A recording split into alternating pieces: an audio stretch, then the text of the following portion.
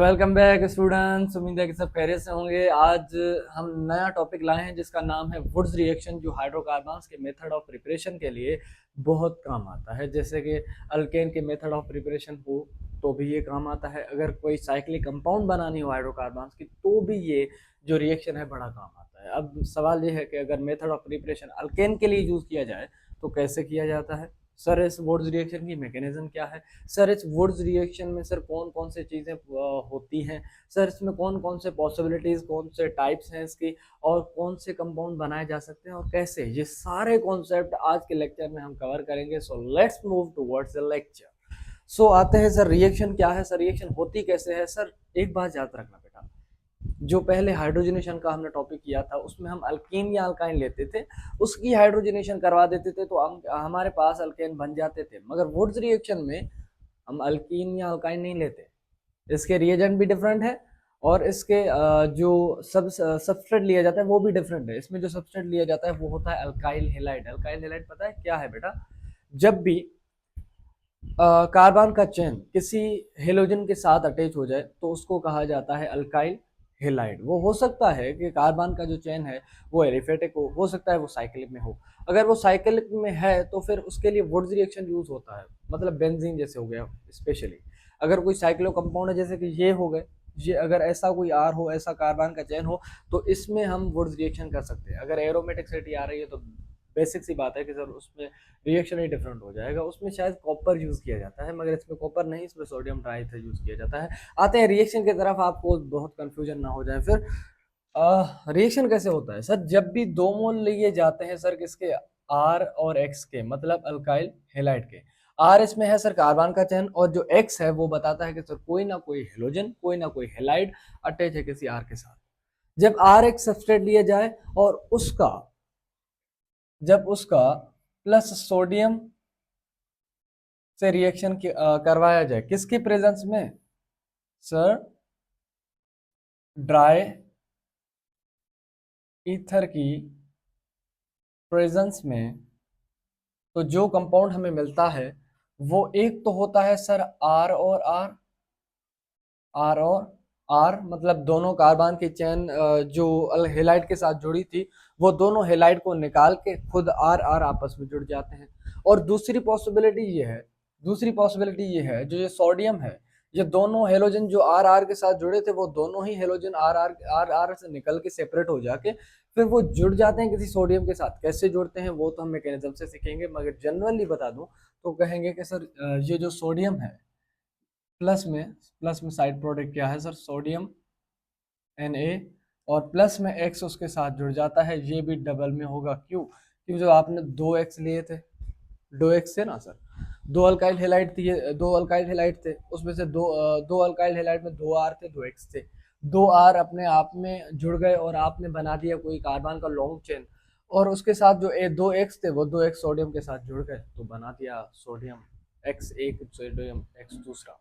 मतलब आपने कोई सॉल्ट बना दिया, हो सकता था कोई आपने एसिड बना दिया, मगर बना दिया कुछ ना कुछ बना दिया जो side product as a conclude किया जाता है। अब जो हमारा मेन पर्पस था इस रिएक्शन में वो क्या था सर, अल्केन की प्रिपरेशन करवाना। अल्केन की प्रिपरेशन करवाना। अगर ये आर मान लो तीन कार्बन वाला होता है एलिफेटिक में, मान लो प्रोपेन होता और ये हेलाइड होता, तो प्रोपेन, एक प्रोपेन ये और दूसरा आर भी होता, वो भी प्रोपेन होता, क्योंकि दो हेलाइड ले रहे हैं ना, तो दो हेलाइड में से दो प्रोपेन होंगे, दो हेलाइड होंगे। अगर दो दो प्रोपेन आपस में मिल जाए तो ये सिक्स कार्बन वाला कोई चेन हो जाएगा जिसका नाम कह सकते हैं हेक्सेन है। अगर ये पांच कार्बन वाला एक आर होता, अगर दो आर ऐसे होते और जो हेलोजन निकल जाते और आपस में जुड़ जाते तो वो दोनों ही जो पांच कार्बन वाले साइकिल मतलब चेन थी वो आपस में जुड़ जाते और आपके पास डीकेन बना देते। तो मतलब बात की ये कि आर में जितने कार्बन होंगे वो दूसरे ही अपने मिरर इमेज से जाके जुड़ेगा और आपके पास एक लॉन्ग कार्बन चेन बना देगी। और जो लॉन्ग कार्बन चेन बनती है वो हम कहते हैं कि सर उसमें अल्केन के कंपाउंड होते हैं। मतलब कभी कभी जो चेन होता है जो बनता है वो मेजॉरिटी में कैसा, कभी कभी ऐसा होता है कि वो सर अल्केन का ही होता है। अब कुछ पॉसिबिलिटीज हैं कि आर आपका मान लो टूटा तो क्या वो अल्कीन बनाएगा कि अल्केन बनाएगा, इस पे आते हैं। मगर इससे पहले हम मैकेनिज्म को कवर कर लेते हैं कि सर आपने कहा आर एक्स था, आर एक्स अपने आप में टूटा, कैसे टूटा सर? आर जो एक्स था ये टूटा, मान लिया हमने, ये भैया टूटा कैसे सर? ये होमोलाइटिकली टूटा। पता है क्यों? क्योंकि जो पूरी रिएक्शन है सनलाइट के प्रेजेंस में होती है। जब कोई रिएक्शन सनलाइट के प्रेजेंस में होती है तो जब भी आपके बॉन्ड टूटते हैं तो वो होमोलाइटिकली टूटते हैं। जब कोई रिएक्शन होमोलाइटिकली टूटे ना, तो हम कहते हैं कि सर होमोलाइटिकली टूटने की वजह से वहां रेडिकल बनते हैं। जैसे कि एक रेडिकल एक्स बन गया, एक रेडिकल आर बन गया। जब ये टूटे तो फिर एक रेडिकल जो आर है वो अपने जैसे किसी आर के साथ जुड़ गया, तो आपके पास बना दिया आर और आर। जैसे एक्स था, एक्स एन एन ए के साथ मिल गया तो उसने बना दिया एन ए एक्स। अब सवाल ये है कि सर इसने एन ए एक्स बना दिया, बट मतलब अगर इसको समझना हो तो हम कहते हैं कि सर ये सोडियम के साथ रिएक्शन करा रहा है, सोडियम दो अपने इलेक्ट्रॉन देता है, वो एक्स के साथ जुड़ते हैं, बाद में जाके एन एक्स बनता है। मगर ये जो आर और आर है, ये जो हाइड्रोकार्बन बन रहे हैं, ये होमोलाइटिकली बन रहे हैं। तो इसीलिए कहा जाता है सर ये जो रिएक्शन है ये फ्री रेडिकल मैकेनिज्म रिएक्शन होता है, जिसमें आर और आर मिलके कोई बड़ा सा लॉन्ग चेन बना देते हैं, and that is simultaneously like the alkane. So आते हैं मैकेनिज्म पे। मैकेनिज्म कैसे हुआ? अब ज्यादा तो बता ही दिया मैंने बातों बातों में से। अब देखो, हमारा जो आर होगा और जो एक्स होगा, ये हमेशा दो मोल लिए जाते हैं। क्यों? जो एक मोल लेंगे तो आपका रिएक्शन नहीं होगा। क्यों? जो एक कार्बन वाला कोई भी कंपाउंड वुड्स रिएक्शन के थ्रू नहीं बनता, और उसका रीजन ये है कि सर अगर एक कार्बन वाला होगा तो सर वो रेडिकल तो बना देगा, फिर जुड़ेगा कहाँ से? अगर जुड़ेगा ही नहीं, रेडिकल बना दिया तो फिर अनस्टेबल होगा, अनस्टेबल होगा तो फिर वो हेलोजन को वापस से अटैच करेगा और रिएक्शन वही के वही रोका होगा। अब जब आपने सोडियम और ड्राई ईथर के साथ रिएक्शन करवा दिया, किसके साथ? सोडियम और ड्राई ईथर, डीई लिख लेता हूं। आप कहेंगे सर इतना लॉन्ग लिख रहे हैं। अगर सोडियम और ड्राई ईथर के साथ रिएक्शन करवा रहे हैं तो होता ऐसा है कि ये वुड्स रिएक्शन के दौरान ये होमोलाइटिकली टूटता है, एक रेडिकल एक्स पर, एक रेडिकल आर पर। ये आर दो थे तो मतलब दो आर रेडिकल बने, तो एक आर ये है, एक आर इसका मिरर होगा, वो आपस में जुड़ेंगे तो आर और आर बना देंगे। एक एक इलेक्ट्रॉन होगा ना भैया, मान लो ये एक रेडिकल इस पे था, एक इस पे था, दोनों ने बॉन्ड बना लिया, स्टेबल हो गए। आपका जो ये जो एक्स रेडिकल है क्या है सर? प्लस में जो एक्स रेडिकल है ये भी दो है, मगर ये फर्दर रिएक्शन में जाते हैं। फर्दर रिएक्शन में जाते हैं किसके साथ सर? सोडियम के साथ। ये तो होमोलाइटिकली टूट गए, मगर ये जो एन ए है वो एक्स के साथ रिएक्शन करता है। एन ए क्या करता है? दो इलेक्ट्रॉन देता है, पॉजिटिव चार्ज अपने आप आता है और दो इलेक्ट्रॉन दे देता है। जैसे ही दो इलेक्ट्रॉन देता है वो दो इलेक्ट्रॉन आके इसके साथ जुड़ जाते हैं। जैसे ही एक इलेक्ट्रॉन आया तो नेगेटिव चार्ज बन गया, दूसरा भी आया तो दोनों ही एक्स नेगेटिव बन गए। क्योंकि जो एक हेलोजन था ना उसके पास अपना इलेक्ट्रॉन था, अगर बाहर से कोई इलेक्ट्रॉन आएगा तो फिर वो उसके ऊपर as a negative charge conclude किया जाएगा। क्यों? कि जो किसी और का इलेक्ट्रॉन आया था, सोडियम ने इलेक्ट्रॉन दिया, खुद पे पॉजिटिव चार्ज ला दिया, मतलब खुद सेक्रीफाइस कर दिया, एंड जैसे जैसे इलेक्ट्रॉन एक्स के ऊपर आ गए तो एक्स भी नेगेटिव बनता चला गया। तो कहा जाता है कि सर यहाँ अब दोनों एक्स पे नेगेटिव चार्ज होगा, या सोडियम के पास दोनों सोडियम के पास भी पॉजिटिव चार्ज होगा। तो आपका ये जो सोडियम है और ये NX है, आगे रिएक्शन में ऐसा होता है कि सोडियम और जो एक्स है आपस में मिल जाते हैं, कि जो इस पे नेगेटिव इसके पॉजिटिव, तो कुछ कंपाउंड इस तरह से बन जाता है जिसे हम कहते हैं कि सर कभी कभी हो सकता है ये सोडियम क्लोराइड हो सकता है सोडियम फ्लोराइड हो सकता है सोडियम आयोडाइड हो सकता है कि ये कंपाउंड सोडियम ब्रोमाइड हो। अब कंडीशन ये है कि सर जब आपने रिएक्शन करवाई तो आपने एक्स क्या लिया, आर क्या लिया। अगर आर तीन कार्बन वाला होता, आर तीन कार्बन वाला होता तो आपके पास प्रोडक्ट बन जाता आर तीन कार्बन वाला प्लस आर तीन कार्बन वाला, मतलब 6 कार्बन वाला अल्केन। अगर आपने यहाँ फ्लोरीन लिया होता तो फ्लोरीन सोडियम के साथ मिल जाता तो आपके पास सोडियम फ्लोराइड बना देता। अगर आपने सोडियम ब्रोमाइड ब्रोमीन लिया होता यहाँ एलोजन आर के साथ, तो वो सोडियम ब्रोमाइड बना देता। तो मतलब बात की ये कि वुड्स रिएक्शन में जो हेलोजन और जो कार्बन आप लेते हैं उसी के लिहाज से उसका प्लस होकर आपको प्रोडक्ट मिल जाता है। तो ये सिंपल सी मैकेनिज्म थी वुड्स रिएक्शन की। अब आते हैं कि सर पॉसिबिलिटीज क्या होती है। पॉसिबिलिटी तो तब पता चलेगा जब हम कार्बन की चेन लेंगे। ऐसा करते हैं 3 कार्बन वाला चेन ले लेते हैं, ऐसा कर छोड़ो 2 कार्बन वाला चेन ले लेते हैं और हेलोजन कौन सा, फ्लोरीन ले लेते हैं, रिएक्शन करवाना है। क्या होता है देखो, देखो CH3 CH2, एक ये है, एक और होगा कि जो वुड्स रिएक्शन में किसी भी कंपाउंड के 2 मोल लिए जाते हैं अल्काइल हैलाइड के, तो प्लस में हम क्लोरीन ले लेते हैं, क्लोरीन जो इसके साथ जुड़ा है। अब ये क्या है, ये सर पूरा R है, ये कार्बन का चेन है, ये हेलोजन क्या है, हैलाइड है, इसको कंबाइनली कहा जाता है अल्काइल हैलाइड। अब जब इसकी रिएक्शन करवाया जाएगा सोडियम और प्लस में ड्राई और ईथर के मौजूदगी में, तो क्या होगा सर, ये बॉन्ड होमोलाइटिकली टूटेगा। क्यों होमोलाइटिकली टूटेगा, क्यों जो सर ये HV मतलब UV लाइट के प्रेजेंस में होता है, मतलब सनलाइट के प्रेजेंस में होता है। जब भी कोई रिएक्शन सनलाइट के प्रेजेंस में होती है, मतलब कि वो जो रिएक्शन होता है वो फ्री रेडिकल रिएक्शन मैकेनिज्म होता है। जैसे कि मैंने ऊपर लिख भी दिया था, फ्री रेडिकल बन रहे हैं पूरे रिएक्शन में, तो इसलिए कहा जाता है ये फ्री रेडिकल रिएक्शन मैकेनिज्म है। सोडियम की बात अलग थी, सोडियम ने इलेक्ट्रॉन दिए, फिर उसने थोड़ी देर के बाद एक्सेप्ट कर लिए, तो कार्बोकेटाइन कार्बोनाइन जैसी कोई चीज कंक्लूड नहीं की जाती। ठीक है, तो जब आपका ये टूटा तो CH3 CH2 अपने जैसे CH3 CH2 के साथ जब मिला, CH3, अब समझने की कोशिश करो, CH3 CH2 एक ये है, एक ऐसा कंपाउंड दूसरा भी होगा, वो दूसरे वाला भी हेलो क्लोरीन निकल गया होगा, तो जैसे उसका निकल गया होगा तो ये CH2 और ये CH3, अब क्या हुआ कि सर किसी R ने किसी R के साथ बॉन्ड बना लिया, तो हमारे पास एक लॉन्ग R बन गया जिसका नाम है ब्यूटेन।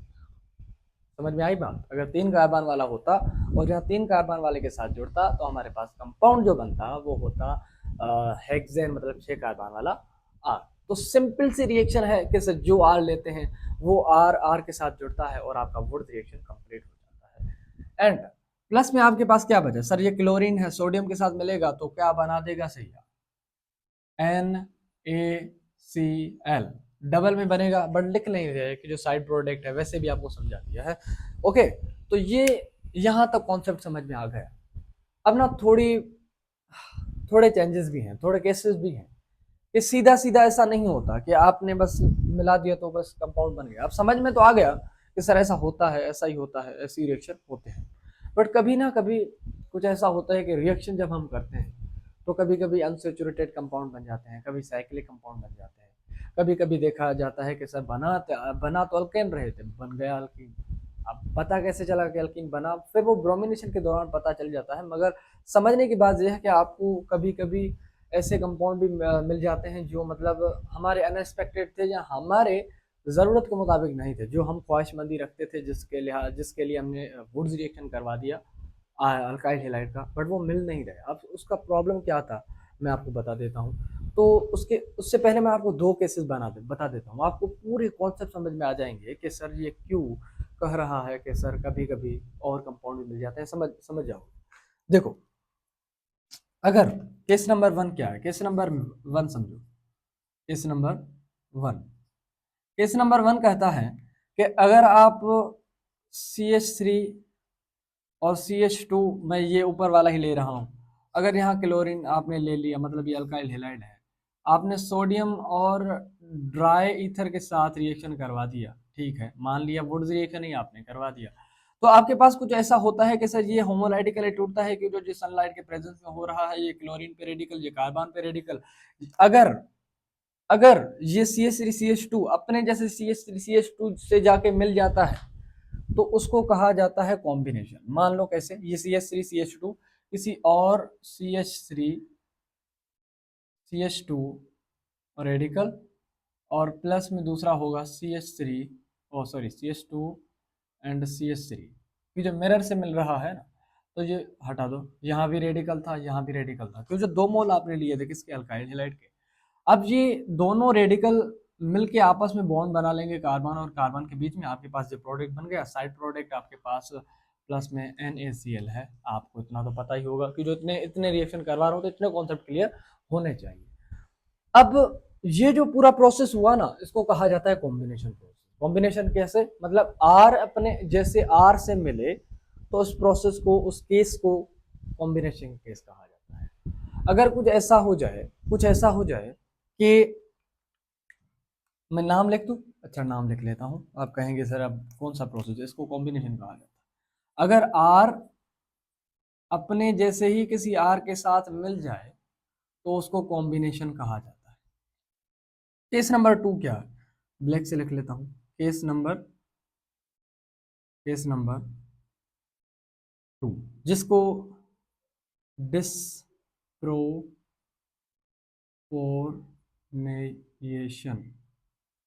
डिस्प्रोपोर्शनेशन कहा जाता है। ठीक है भैया। अब इसमें ऐसा होता है कि जब आपने सेम ही कंपाउंड लिया, कैसे के जैसे कि ये हो गया CH3 CH2 और क्लोरीन, जब आपने सोडियम और ड्राई ईथर के मौजूदगी में ये सेम ही रिएक्शन करवा दी, अगर कुछ ऐसा हो जाए कि ये जो CH3 CH2 है ये होमोलाइटिकली टूटेगा, मान लिया एक रेडिकल J एक रेडिकल J। अगले केस में देखते हैं कि कुछ ऐसा होता है CH3 और CH2, ठीक है, और यहाँ रेडिकल प्लस में आपके पास कोई और भी होगा ऐसा CH3 और ये CH2, ये दोनों रेडिकल प्लस में आपके क्लोरीन तो वैसे ही मिल जाएंगे, इसको मैं साइड पे लिखता हूँ NaCl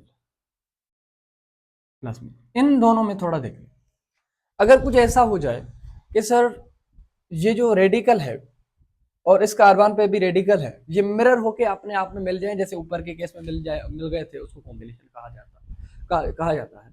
अगर ये ऐसा हो कि ये CH3 CH2 और ये CH3 CH2 अपने आप में ना मिले, अगर इनमें से एक CH3 एक R ऐसा करे कि अपने अंदर से कोई एक H निकाल दे, क्या करे, जैसे कि मैं इसके H को बाहर लिख लेता हूँ ऐसा ही, ठीक है, यहाँ CH2 लिख लेता हूँ, ऐसा लिख सकता हूँ मैं, क्यों, एक H ये दो H ये एक ही कार्बन के हैं तो CH3 यही हो गया।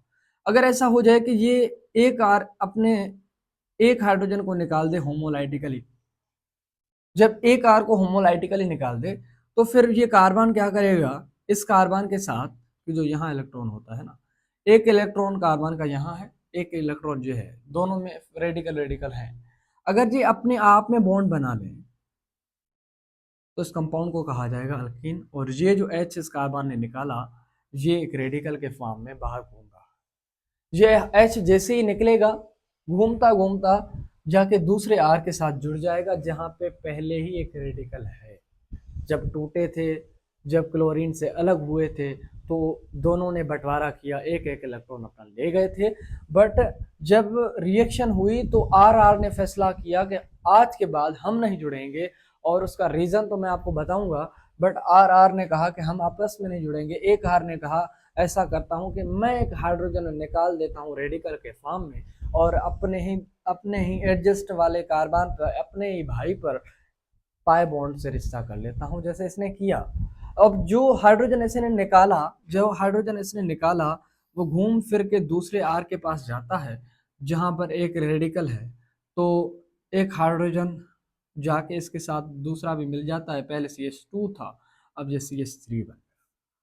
अब इस कंपाउंड को कहा जाता है सर अल्कीन, और इसको कहा जाता है सर अल्केन। क्या भैया, अल्केन।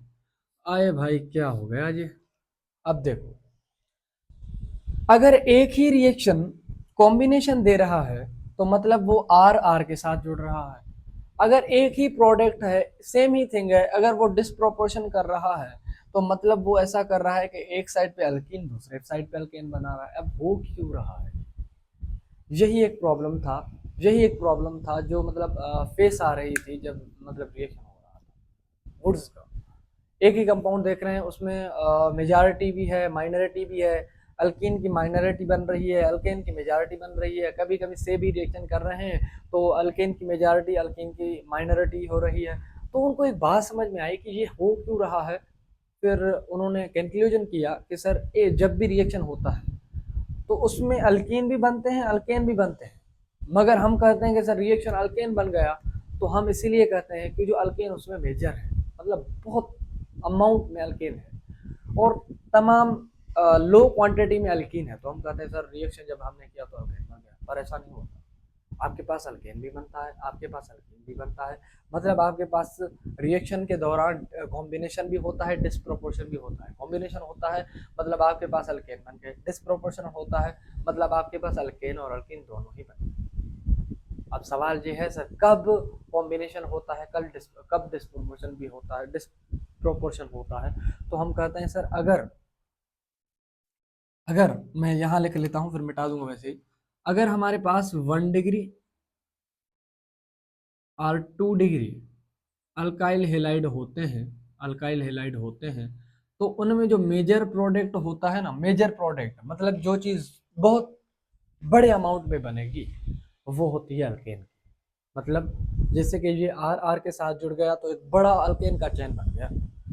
और अगर हमारे पास 3 डिग्री होगा अल्काइल हेलाइड, तो उसमें बहुत बड़ी क्वांटिटी जो बनेगी वो अल्केन की बनेगी, और बहुत लो क्वांटिटी जो बनेगी वो अल्केन की बनेगी। मतलब बल्कि अल्केन बहुत ज़्यादा बनेगा, अल्कीन वाला मतलब क्वांटिटी बहुत ज़्यादा होगा। अगर कंपाउंड जब कंपाउंड हमारे पास 3 डिग्री होगा, ये 3 नहीं है, ये 1 डिग्री है। 2 डिग्री होता तब भी अल्केन बन जाता, 3 डिग्री होता तो फिर बनता जरूर अल्केन, मगर इतनी क्वांटिटी में नहीं बनता जितने में है हम चाहते हैं कि सर बन जाए। फिर इसीलिए कहा जाता है कि सर अगर हमारे पास 1 डिग्री या 2 डिग्री होगा तो वहां पे मेजॉरिटी होगी, मेजर होगा उसमें क्या सर, मेजर होगा अल्केन। अगर हमारे पास 3 डिग्री अल्काइल होगा, अल्काइल हेलाइड होगा, तो वुड्स रिएक्शन के दौरान हमारे पास जो मेजर होगा वो होगा सर अल्कीन। क्या भैया? अल्कीन। छोटा सा कॉन्सेप्ट था जो समझाना बहुत इम्पोर्टेंट था कि सर क्या, जब रिएक्शन करवा रहे हैं, अगर हेलाइड डिफरेंट ले रहे हैं, मतलब कभी 1 डिग्री ले रहे हैं, कभी 2 डिग्री ले रहे हैं, कभी 3 डिग्री ले रहे हैं, तो उसमें क्या अल्केन की क्वांटिटी ज़्यादा होगी कि अल्केन की? तो अल्कीन और अल्केन का जो कॉन्सेप्ट था वो तब समझ में आया जब हमने उसके दोनों केसेस पढ़े, कॉम्बिनेशन और डिस्प्रोपोर्शन। हमने ये चीज़ समझी कि सब जब 1 डिग्री और 2 डिग्री होता है तो उसमें कॉम्बिनेशन बहुत ज़्यादा होता है। अगर 3 डिग्री अल्काइल हेलाइड होगा तो वहाँ पे डिस्प्रोपोर्शन जो है वो बहुत ज़्यादा होगा और कॉम्बिनेशन की क्वांटिटी बहुत कम होगी। और बेटा जब क्वांटिटी कॉम्बिनेशन की कम होगी तो आपके पास जो कंपाउंड होंगे वो अल्केन के ज़्यादा होंगे। अगर डिस्प्रोपोर्शन होगा तो वहाँ अल्कीन की क्वांटिटी ज़्यादा होगी। तो इसीलिए कहा जाता है कि सर अगर आपको अल्केन बनाना है तो आपके पास वुड्स रिएक्शन के दौरान हमेशा alkyl halide 1 degree and 2 degree होने चाहिए। तो so the method for the preparation of alkane we always take the degree of alkyl halide should be 1 degree or 2 degree maximum. If we take 3 degree, there would be also a ratio of alkane, but in a minority. Major would be alkene. सो यही छोटा सा concept था जो समझना था कि sir जब Wurtz reaction किया जाता है सो मेजर प्रोडक्ट कौन सा होता है और माइनर कौन सा होता है। अब आते हैं sir types of Wurtz reaction पर। तो आप इस चीज़ को नोट कर लें, तो इसको मिटा लें।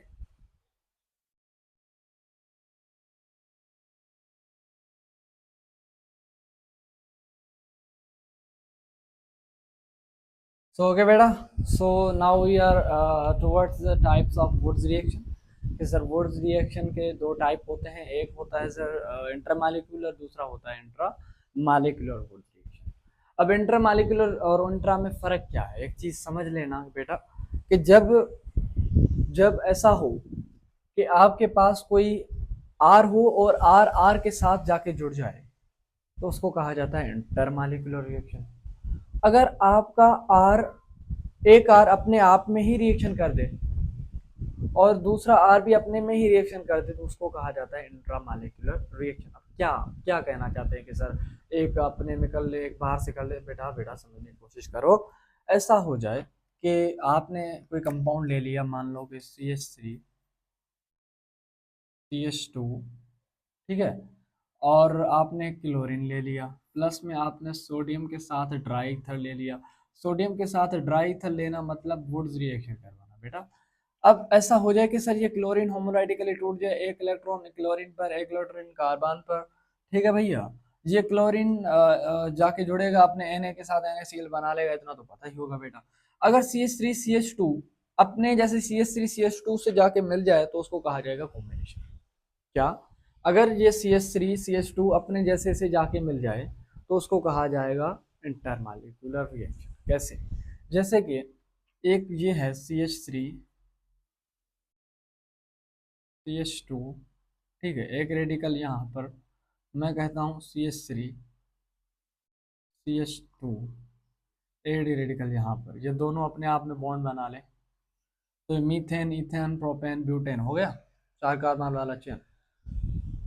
दूसरा होता है intramolecular reaction, intramolecular Wurtz reaction, ये दूसरा टाइप है। अब इसमें होता ऐसा है इंट्रामॉलिक्यूलर में कि सर ये तब तक नहीं होगा इंट्रामॉलिक्यूलर कि जब तक आपके पास जो अल्काइल हैलाइड है वो 1 डिग्री या 2 डिग्री नहीं है, या ऐसा कहें कि वो डाई हैलाइड नहीं है या ट्राई हैलाइड नहीं है, तब तक इंट्रामॉलिक्यूलर वुड्स रिएक्शन नहीं होता। अब इंट्रामॉलिक्यूलर के लिए लाजमी है मान लो हमारे पास कंपाउंड है ब्यूटेन, अगर ब्यूटेन के कंपाउंड में जब तक 2 से 3 कार्बन नहीं आते तब तक इंट्रामॉलिक्यूलर वुड्स रिएक्शन नहीं होता। उसका रीजन ये है कि अगर एक होगा तो एक जाके एक से मिलेगा तो आपके पास बन जाएगा ब्यूटेन। अगर दो होंगे तो दो, मान लो एक क्लोरीन यहाँ पे था, एक क्लोरीन यहाँ पे था, अब ये क्या करेगा, जाके दूसरे से जाके जुड़ जाएगा। हाँ, अगर दूसरे से जाके जुड़ जाता है, मान लो एक रेडिकल यहाँ था, एक रेडिकल यहाँ था, दूसरा भी एक ऐसा ही होगा CH2 जिसके पास भी दोनों कार्बन पे रेडिकल होंगे, जाके मिल जाएंगे, तो उसको भी इंटरमॉलिक्यूलर रिएक्शन ही कहा जाएगा। अगर ऐसा हो जाए कि एक ही कंपाउंड में 2 हेलोजन थे, दोनों ही हेलोजन निकल गए और दो वहां पे 2 रेडिकल बन गए, अब जाके किसी और आर के साथ मिलने के बजाय अगर अपने आप में रिएक्शन ही कर दे तो उसको कहा जाता है इंट्रामॉलिक्यूलर रिएक्शन। समझने की कोशिश करना बेटा। अगर हमारे पास यही कंपाउंड है CH3 CH2 और यहाँ एक क्लोरीन है, ठीक है, एक क्लोरीन मान लो यहाँ था, कहाँ, यहाँ था, ठीक है, जब ये रिएक्शन होगा Na और ड्राई ईथर के साथ, मतलब ये वुड्स रिएक्शन होगा, जब मान लो इसकी मैं रिएक्शन करूंगा सनलाइट के प्रेजेंस में, तो सनलाइट के प्रेजेंस में ये फ्री रेडिकल बनाएंगे, मतलब ये होमोलाइटिकली बॉन्ड टूटेंगे, एक रेडिकल इसके ऊपर, एक रेडिकल इसके ऊपर, एक रेडिकल इसके ऊपर, एक रेडिकल इसके ऊपर, क्लोरीन क्लोरीन जाके सोडियम के साथ मिल जाएंगे तो NaCl बन जाएगा 2 मोल। मगर आपके पास जो CH3 और CH2 है ये भी होंगे 2 मोल, क्योंकि वुड्स रिएक्शन में जब भी आप रिएक्शन करेंगे तो आपको 2 मोल ही लेने पड़ेंगे। मैंने 2 मोल हर बार लिखने पड़ रहे हैं, मगर आपको समझा भी दिया है, अगर गलती से ना भी लिखूं तब भी आपको कंफ्यूज नहीं होना कि वुड्स रिएक्शन के दौरान जब भी आप सबस्ट्रेट लेंगे अल्काइल हैलाइड वो 2 मोल ही लेंगे। क्यों? क्योंकि जो 1 मोल का कभी भी वुड्स रिएक्शन नहीं होता, ठीक है बेटा। तो जो सिमेट्रिकल कंपाउंड बनते हैं यहाँ, मतलब आपके पास ऑड नंबर के इवन मिलेंगे, ऑड नंबर के कभी भी आपके पास लॉन्ग चेन कार्बन चेन नहीं मिलेंगे। तो इसीलिए कह रहा हूँ कि यहाँ पर अगर आप ऑड भी ले रहे हैं ना, मान लो आपने 3 कार्बन का चेन ले लिया, 3 कार्बन के आपको 2 लेने पड़ेंगे, एक नहीं। अगर आप 2 लेंगे तो वो जुड़ के 6 बन जाएंगे। तो इसीलिए कहा जाता है कि always you will get the even number of carbon chain, not the odd. So understand that, okay. अगर ये है, ये कंपाउंड है, अगर इसकी रिएक्शन करवा दूं तो एक रेडिकल यहाँ बन गया, एक रेडिकल यहाँ बन गया। अगर मैं इसको फजीलत से लिख लूँ, इखलाक से लिख लूँ, तो कहूँगा एक कार्बन पे यहाँ, एक कार्बन पे यहाँ। अगर कुछ ऐसा हो जाए कि ये तो 2 मोल है ना, मतलब एक CH3 और दूसरा सॉरी CH2 और दूसरा ये है CH2, इस पे भी रेडिकल है, इस पे भी रेडिकल है, कि जो दोनों कार्बन पे क्लोरीन थे दोनों निकल गए, दोनों पे रेडिकल।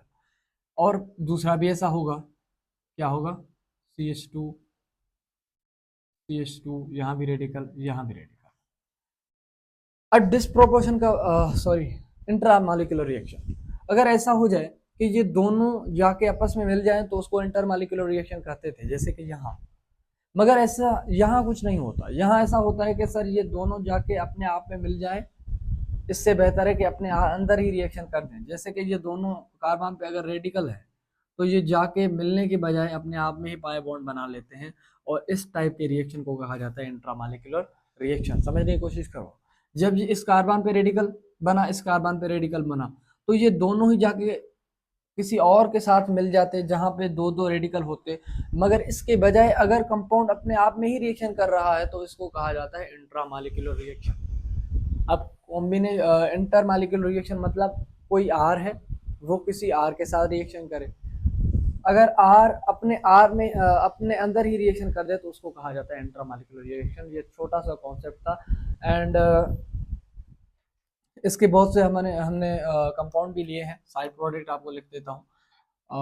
Na और क्लोरीन आके मिल गया तो उसको बना देंगे NaCl। एक ऐसा है, दूसरा भी Na और Cl मिलेगा तो 2 मोल बन जाएंगे और ये भी 2 बोन है। अगर देखा जाए तो दोनों ही कंपाउंड सेम है, दोनों ही कंपाउंड सेम है। मतलब आपके पास जब 2 मोल आपने लिए, दोनों मोल ने अपने अंदर रिएक्शन कर दिया तो आपके पास 2-2 मोल मिल गए। तो मतलब आपके पास सिमेट्रिकल कंपाउंड मिल गए, वो भी इवन नंबर।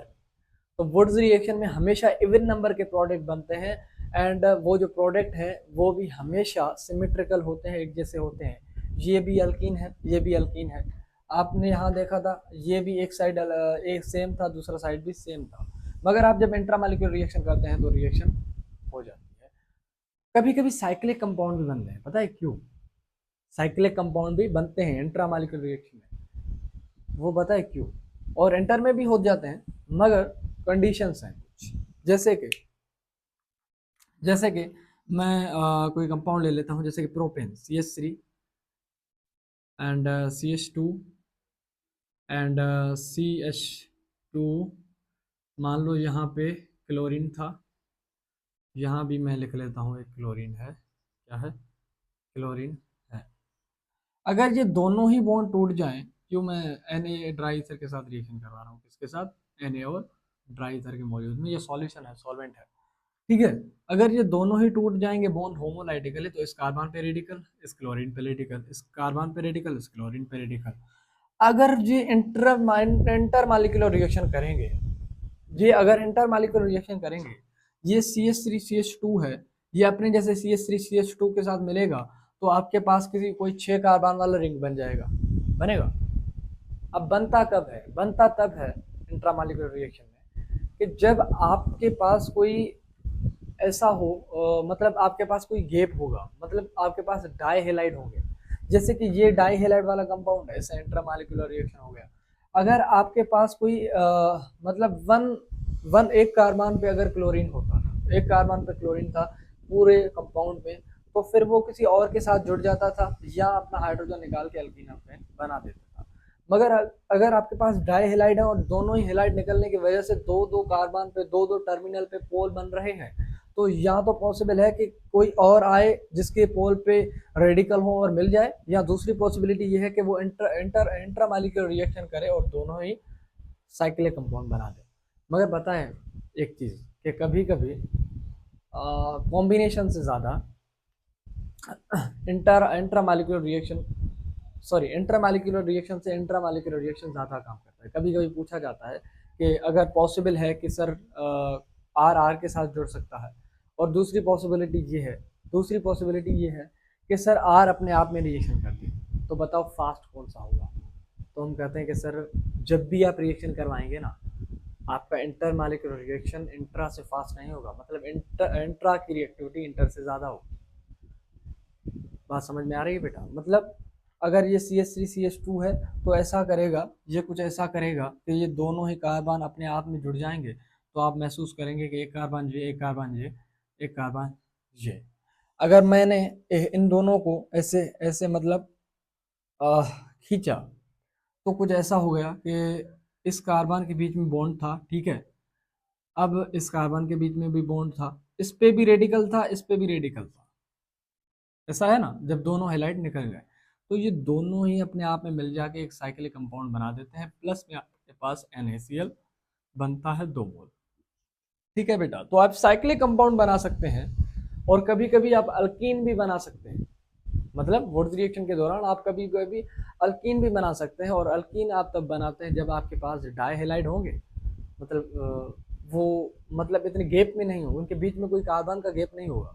वो 1,2 डाइहेलाइड हो सकते हैं, 3,4 डाइहेलाइड हो सकते हैं, 4,5 डाइहेलाइड हो सकते हैं, 6,7 डाइहेलाइड हो सकते हैं।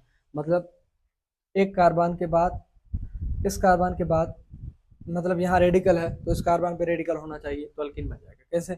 यहाँ से निकल गया क्लोरीन, यहाँ से निकल गया तो यहाँ पाई बॉन्ड बन गया। जैसे कि यहाँ बना था भैया, मान लो कि ये था ना, कहाँ गया भैया, ये था, इंट्रामॉलिक्यूलर रिएक्शन के दौरान एक कार्बन पे दूसरे कार्बन पे रेडिकल थे तो उन्होंने बना दिया। तो अब सवाल ये है कि इंट्रामॉलिक्यूलर रिएक्शन से साइक्लिक कंपाउंड कब बनते हैं और इंटरमॉलिक्यूलर रिएक्शन से आपके पास अल्कीन कब बनते हैं। तो इसकी एक आसान सी मेथड है। अगर आपके पास डाइहेलाइड है, क्या सर, डाइहेलाइड डाइएक्स वाले कंपाउंड है और कार्बन कार्बन के बीच में 1,2 जैसा है या 3,4 है या 4,5 है और आप ऐसे चलते जा रहे हैं, तो उन कंपाउंड के बीच में जब इंट्रामॉलिक्यूलर रिएक्शन होगा तो आपके पास हमेशा प्रोडक्शन जिस चीज की होगी वो होगी अल्कीन की।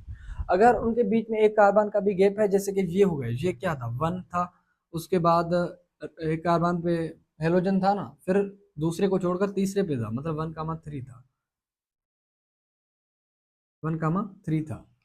अगर ऐसा हो जाए 4,6 4,6 तो उसमें भी साइक्लिक कंपाउंड बनेंगे। अगर 7,9 है आपके पास तो भी बनेंगे। तो मतलब बात कीजिए कि अगर गैप होगा हेलाइड के बीच में तो वहां साइक्लिक कंपाउंड बन जाएंगे, अगर गैप नहीं होगा तो वहां अल्कीन बनेंगे। कैसे, जब इंट्रामॉलिक्यूलर रिएक्शन आप करते हैं। तो ये दोनों ही टाइप है वुड्स रिएक्शन के। इतना बड़ा कोई केमिस्ट्री नहीं है इसको समझने के लिए। एक छोटा सा कॉन्सेप्ट है कि अगर अगर कॉम्बिनेशन होता है तो आपके पास स्ट्रेट चेन वाले कंपाउंड बन जाते हैं। अगर आपके पास इंट्रामॉलिक्यूलर रिएक्शन होता है तो अल्कीन और अल्काइन दोनों ही पॉसिबल होते हैं। बट प्रॉब्लम ये है कि जब इंट्रामॉलिक्यूलर रिएक्शन होती है तो मतलब उसको फेस नहीं करनी होती स्टेरिक हिंड्रेंस को। अगर स्टेरिक हिंड्रेंस उसको फेस नहीं करनी होती तो फिर वो इंट्रामॉलिक्यूलर रिएक्शन कर देता है। अब किसी और भीड़ भाड़ वाले से जाके मिलने से बेहतर नहीं है कि मैं अपने आप में ही रिएक्शन कर दूं। तो इसीलिए कहा जाता है कि वुड रिएक्शन के दो टाइप होते हैं, एक होता है इंट्रा, एक होता है इंटर। कभी कभी कंपाउंड सिमेट्रिकल मिल जाते हैं, मगर देखा जाता है कि वो अपने आप में ही रिएक्शन कर रहे हैं। अब हमारे पास कुछ एग्जांपल्स हैं जिससे आपके कॉन्सेप्ट कुल क्लियर हो जाए। पहला कंपाउंड है एक साइक्लिक कंपाउंड, इसको आर कहते हैं, इसको क्लोरीन कहते हैं। अगर आप Na ड्राई ईथर के साथ रिएक्शन कर रहे हैं, Na ड्राई ईथर के साथ रिएक्शन कर रहे हैं तो ये बॉन्ड होमोलाइटिकली टूटेगा, टूटेगा, ऐसा ही टूटेगा। जब होमोलाइटिकली टूटेगा तो इस क्लोरीन पे रेडिकल, इस कार्बन पे रेडिकल। अब दो पॉसिबिलिटी है, एक ही पॉसिबिलिटी है, सॉरी दो पॉसिबिलिटी है। या तो ये कंपाउंड डिस्प्रोपोर्शन कर दे, मतलब यहां से एक हाइड्रोजन निकाल दे और अल्कीन वाला एक साइक्लिक कंपाउंड बना दे। या दूसरी पॉसिबिलिटी ये है कि ये कंपाउंड किसी अपने जैसे दूसरे कंपाउंड से मिल जाए। क्यों? कि जो सर वुड रिएक्शन करते हैं सब 2 मोल होते हैं हर चीज के, इसके 2 मोल, इसके 2 मोल, इसके और सारे कंपाउंड के 2-2 मोल होते हैं अल्काइल हैलाइड में।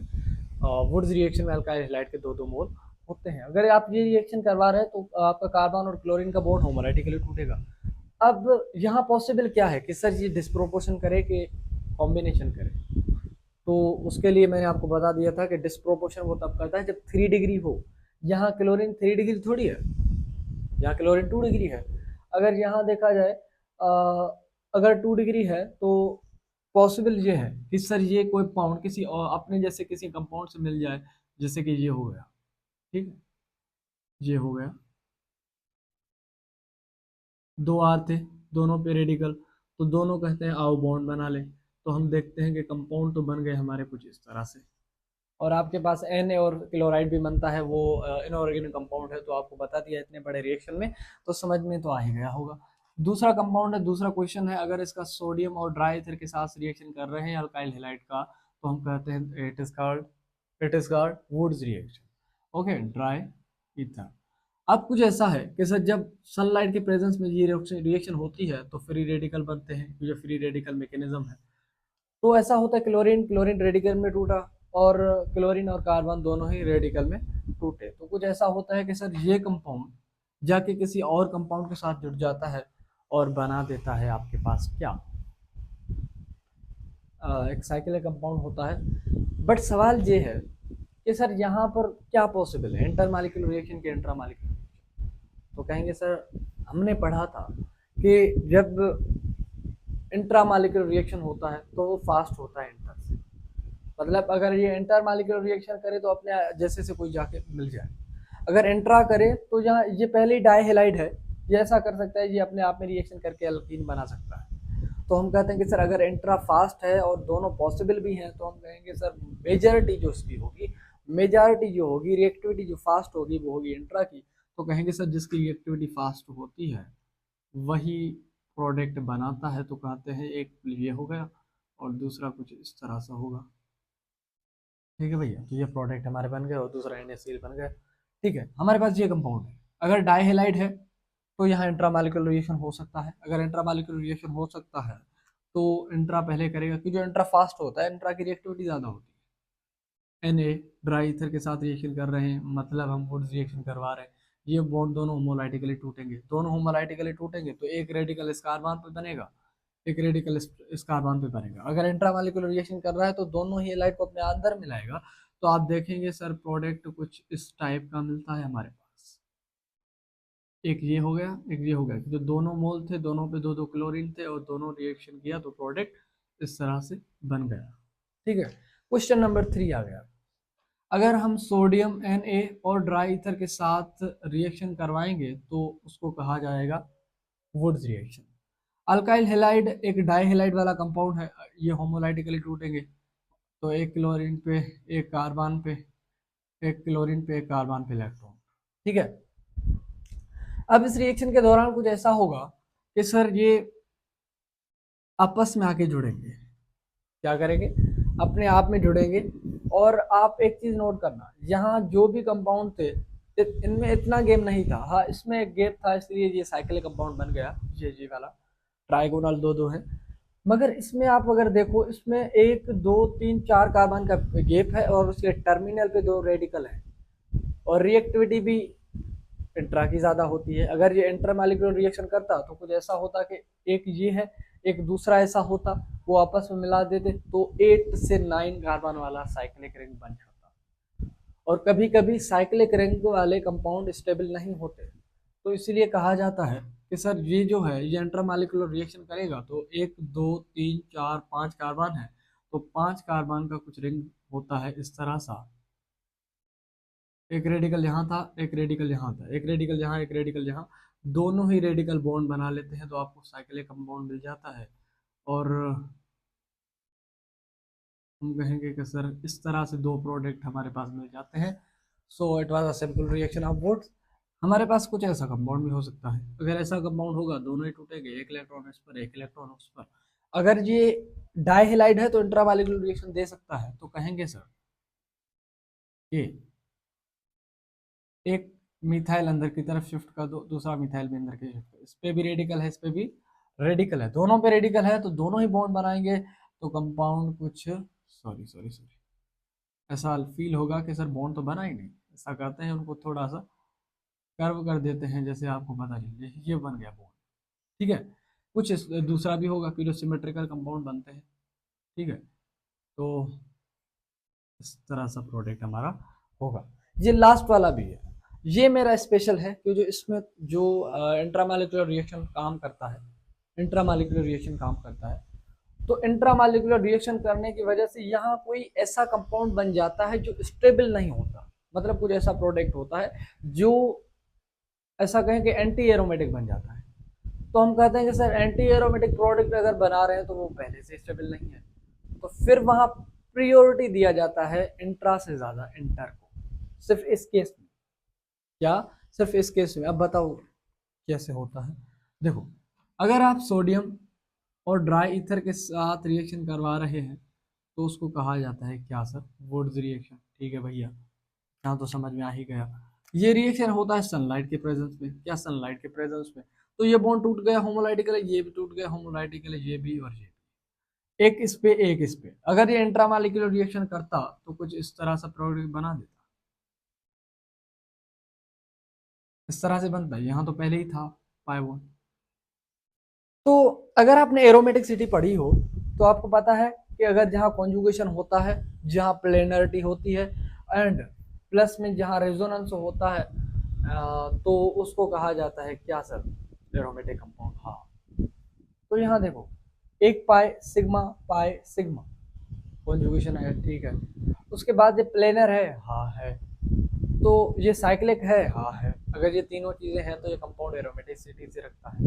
और एरोमेटिसिटी में कहा जाता है अगर आपके पास नंबर ऑफ लोन पेयर और पाई बॉन्ड इवन में आ रहे हैं तो वो एंटी एरोमेटिक होगा, अगर ऑड में आ रहे हैं तो वो एरोमेटिक होगा। यहाँ एक पाई बॉन्ड ये, एक पाई बॉन्ड ये, कोई लोन पेयर भी नहीं है, दोनों ही पाई बॉन्ड है, तो इसका जो मतलब पॉजिटिव आएगा, इसका जो एडिशन आएगा वो होगा 4, सॉरी 2, मतलब इवन। अगर इवन में आ रहा है तो इसको कहा जाएगा एंटी एरोमेटिक। आपने इंट्रामॉलिक्यूलर रिएक्शन कर दिया। हालांकि ये फास्ट ही होता है डाइहाइलाइड के केस पे, अगर एंटी एरोमेटिक प्रोडक्ट बन रहा है तो आप कहेंगे सर वहां पर इंट्रामॉलिक्यूलर रिएक्शन पॉसिबल नहीं है। क्यों? क्योंकि जो आपका जो प्रोडक्ट बनेगा वो आपका एंटी एरोमेटिक बनेगा। तो इस केस में हमारे पास जो मतलब जिस चीज़ को प्रियोरिटी दिया जाती है वो होती है इंटरमॉलिक्यूलर रिएक्शन। मतलब कोई प्रोडक्ट इस तरह से बनता है, मतलब जब से आपके बॉन्ड टूटे, मतलब ये नहीं होता, कुछ ऐसा होता है कि ये एक रेडिकल जे, एक रेडिकल जे, और एक और भी होगा क्योंकि जो दो मोल लिए जाते हैं वुड्स रिएक्शन में, ठीक है भैया। तो इसका मिरर जो इमेज होगा, मिरर जो होगा, मतलब यहाँ एक रेडिकल यहाँ, ये दोनों अपने से आप में मिल जाते हैं, उसको वुड्स इंटरमॉलिक्यूलर रिएक्शन कहा जाता है। तो प्रोडक्ट हमारे पास जो कुछ बनता है कुछ इस टाइप्स का होता है, ठीक है भैया। So these were some example of Wurtz reaction. इससे ज़्यादा कोई टफ क्वेश्चन नहीं आ सकता आपके वुड्स के लिहाज से। आपने जो कॉन्सेप्ट आज कंप्लीट किए हैं, इस कॉन्सेप्ट की बुनियाद पे आपके पास जितना भी टफ क्वेश्चन है, भले कितनी भी बड़ी कॉम्पिटिटिव एग्जाम ही ना हो, मगर आपके पास इससे बाहर कोई भी क्वेश्चन नहीं आ सकता वुड्स के लिहाज से। क्योंकि सिंपल एग्जाम्पल थे, आपको सेल्फ स्टडी करनी पड़ेगी इनको समझने के लिए। जो कोई भी चीज़ तब तक समझ में नहीं आती जब तक आप सेल्फ स्टडी नहीं करते। सो आई होप